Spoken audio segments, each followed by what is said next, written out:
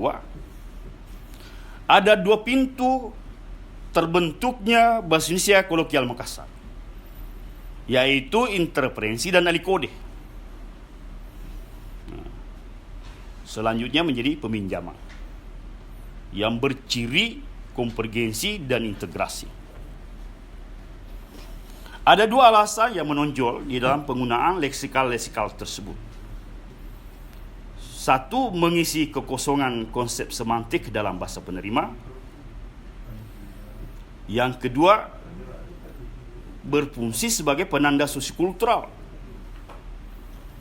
yaitu menjamin keakraban, menjamin ketakziman, menjelaskan bahwa para penutur, orang-orang yang terlibat dalam pertuturan merasa diikat oleh nilai-nilai kultural yang sama. Jadi walaupun terdapat padanan yang tepat dalam bahasa penerima dalam bahasa Indonesia, tetapi nilai-nilai sosiokultural ini susah tergantikan. Tidak mungkin tergantikan dengan tepat. Bapak-bapak, ibu-ibu, para peserta kongres yang saya hormati, perkenankan saya membahas 3 contoh, mengingat waktu yang sangat terbatas. Jadi ada leksikal tawa, ada leksikal lalo dan pade. Dan hasil saya menunjukkan bahwa leksikal ini mengisi kekosongan. Jadi tidak sekadar menambah variasi kesinoniman. Kata tawa secara etimologis itu berasal dari atau dibentuk dari morfem dasar tau. Tau artinya orang. Dan ada penambahan artikel a. Jadi tawa. Jadi lafal W di situ adalah suara bakti, pelancar ucapan saja. Dalam bahasa Bugis terdapat kata yang sepadan dengan itu. Jadi ada kata tau, maknanya orang, tetapi artikel yang digunakannya adalah e. Sehingga konstruksi tawe. Namun dalam kaitan dengan keberadaan Bahasa Indonesia Kolokial Makassar, yang dipinjam itu adalah kata tawa dari bahasa Makassar dengan aneka makna kontekstual. Bukan tawe, bukan dari bahasa Bugis. Mari kita lihat contohnya. Ada mitawa di Bali juga. Satu toko orang Makassar semua. Jadi ada mitawa. Kata tawa di sini tidak dapat lagi diterjemahkan dengan makna orang itu, atau dalam dialek Manado dia orang, dorang ya. Tetapi tawa di sini digunakan untuk mengekspresikan perasaan kagum. Jadi luar biasa. Contoh yang lain, hade pamantah mau semua mina beli tawa. Jadi ini kekaguman kepada seorang paman yang sanggup membeli semua barang, ya. Mau semua mina beli tawa. Jadi luar biasa. Kemudian memang murah tawa di Bintang. Ini Bintang itu toko ala-ala elektronik, ya. Memang murah tawa di Bintang. Jadi betul-betul murah. Kira-kira seperti itu padanannya. Lalu contoh berikutnya, tawa Pak Edo naik jabatan, selamat ya Pak, semoga tetap sehat selalu. Jadi makna luar biasa.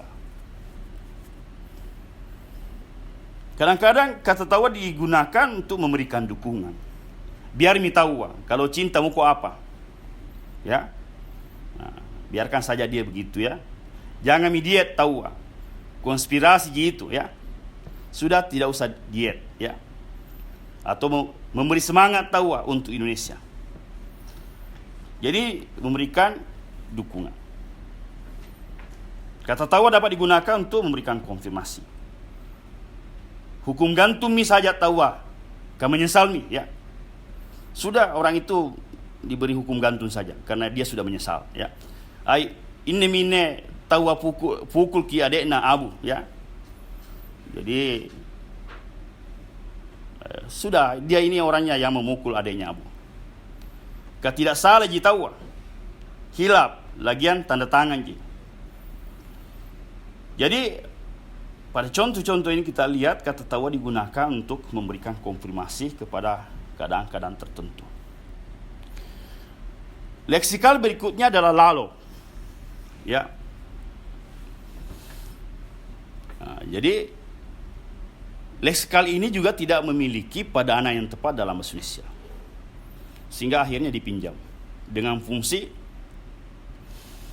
memerintahkan sesuatu atau menyumpahi.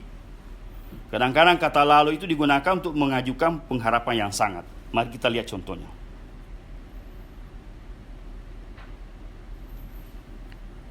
Ya. Mengapa begini ya?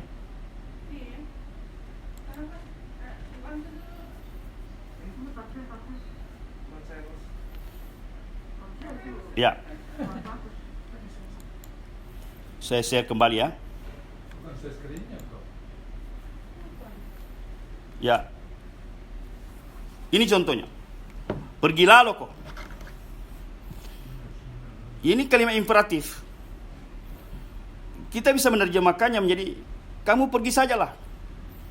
Tapi konotasinya kalau kita menggunakan kalimat pergilah lo kok, itu ada perasaan tidak ingin orang itu pergi, tetapi disuruh pergi. Ya. Nah, pergilah lo kok.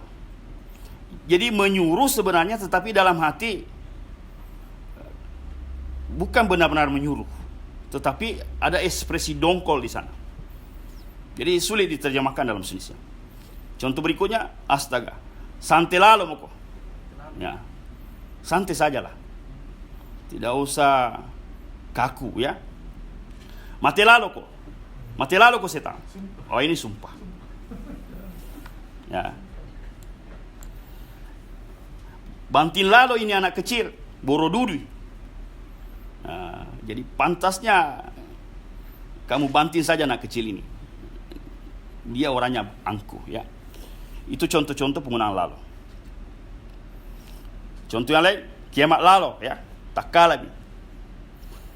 Ini ekspresi kedongkolan juga. Sudah kiamat sajalah. Nah, sudah terlanjur. Kira-kira itu terjemahan bebasnya. Kayak kau lalu ini ya. Kalau ini kayak kau lalu ini bermakna persis. Persis betul kamu ini, seperti betul kamu ini ya. Kalau ku tahu bisa jadi model dulu orang foto KTP, ku pasang lalu mukaku yang baik ya. Ku pasang lalu. Ku pasang lalu pasti ku tunjuk kau wajahku yang baik ya. Nah, yang terakhir itu saya lalu belikan paman. Ya. Saya lalu belikan paman. Nah, ini pengharapan yang sangat. Saya lah yang diberikan sesuatu, wahai paman. Kira-kira itu artinya. Berikutnya leksikal Padeng. Leksikal Padeng sering disingkat menjadi pade atau paing. Dalam bahasa Bugis ada kata pale ya, yang semakna dengan itu. Contoh, kamu Padeng Icang, kirain siapa? Jadi ternyata kamu ya Icang, kirain siapa? Kate Padeng, ya, rupanya Anda ya. Bagaimana kabar, Senyor? Jadi, ya, ini contoh yang lain. Jadi, ndak ke kampus Kak Padek minggu ini. Nah, kira-kira kalau begitu saya tidak usah kampus minggu ini ya. Entahlah, kalau memang bisnis paing, siapa yang dapat uangnya? Jadi, bermakna kalau begitu ya. Makasih Padek di. Saya ingin memberikan penjelasan tambahan terhadap ekspresi yang makasih Pak Dek di. Terima kasih ya. Jadi ada dua leksikal di sana. Pak Dek, kalau begitu terima kasih. Tapi ada di.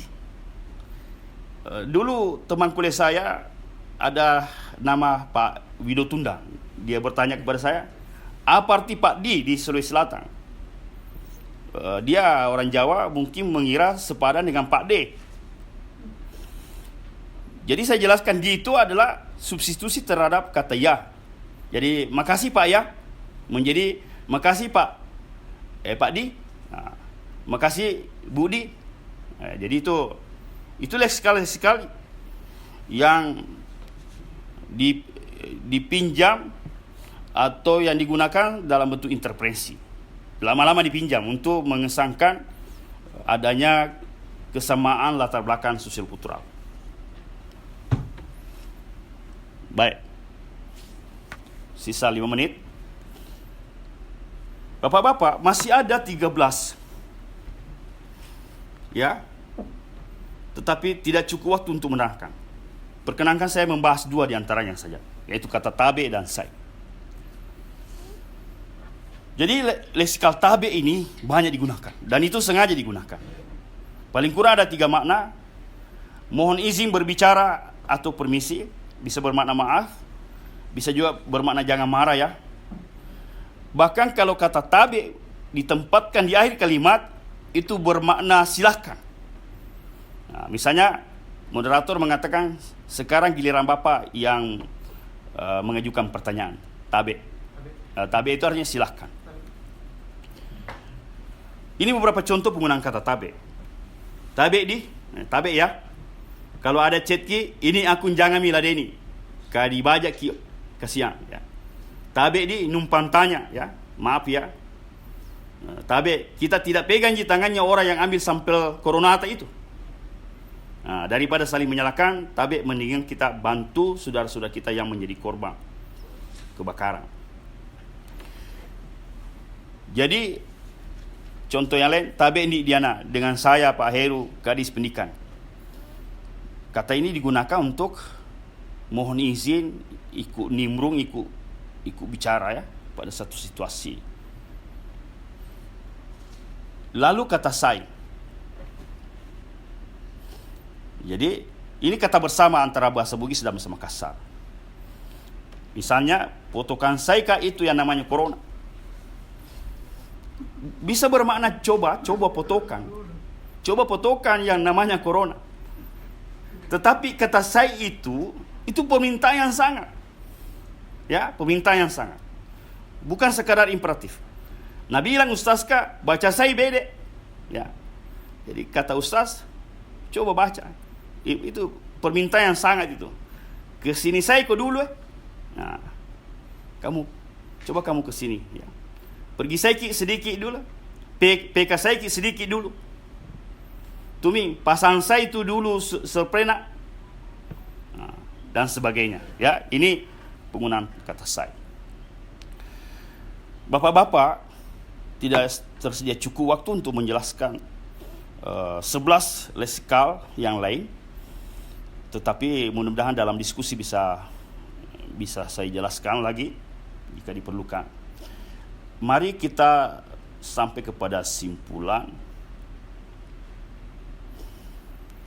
Bapak-bapak, ibu-ibu yang saya hormati, butir-butir leksikal yang sudah saya jelaskan tadi akhirnya diterima sebagai bagian tak terpisahkan dari karakteristik bahasa Indonesia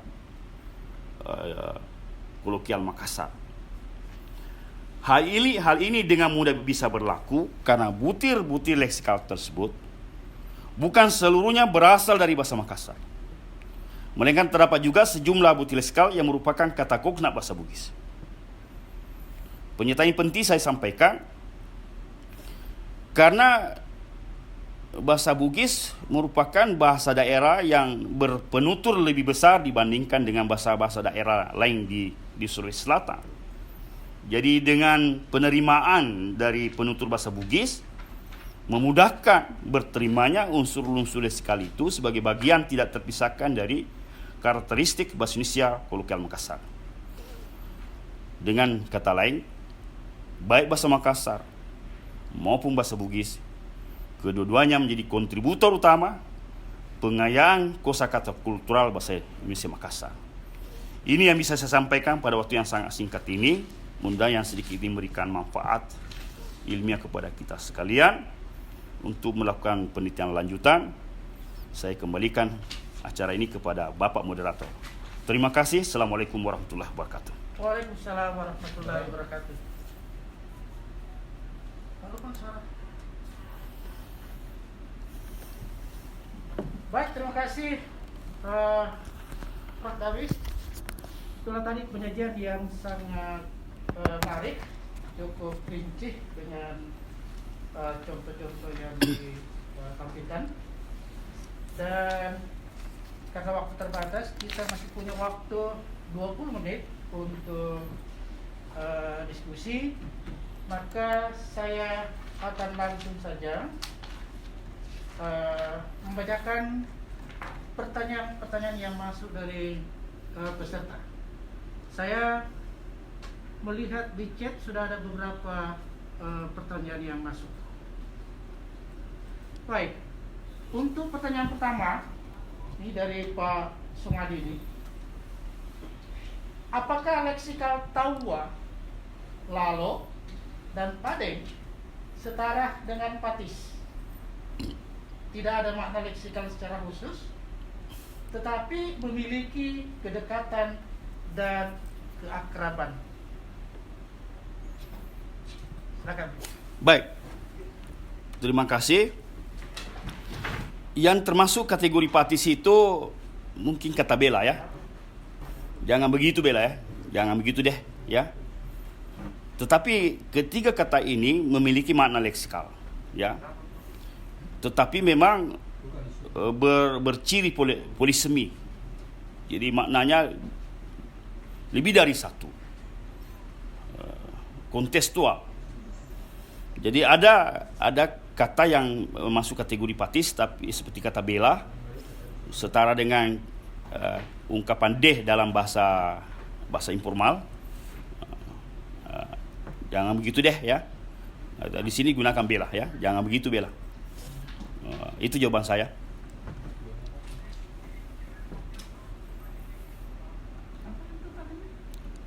Jadi ini tidak termasuk kategori patis. Yang termasuk kategori patis itu adalah kata bela ya. Ada contoh saya yang lainnya. Ada pertanyaan lain? Ada suara Pak Sumadi. Berarti ada yang mute gitu kan? Ya. Ini ya. Baik, saya ulang. Terima kasih pertanyaan Pak Sumadi. Iya, nyala. Ketiga kata itu memiliki makna leksikal dan bersifat polisemi. Jadi maknanya lebih dari satu tergantung pada konteks kalimat yang dimasukinya. Yang termasuk kategori patis adalah kata bela.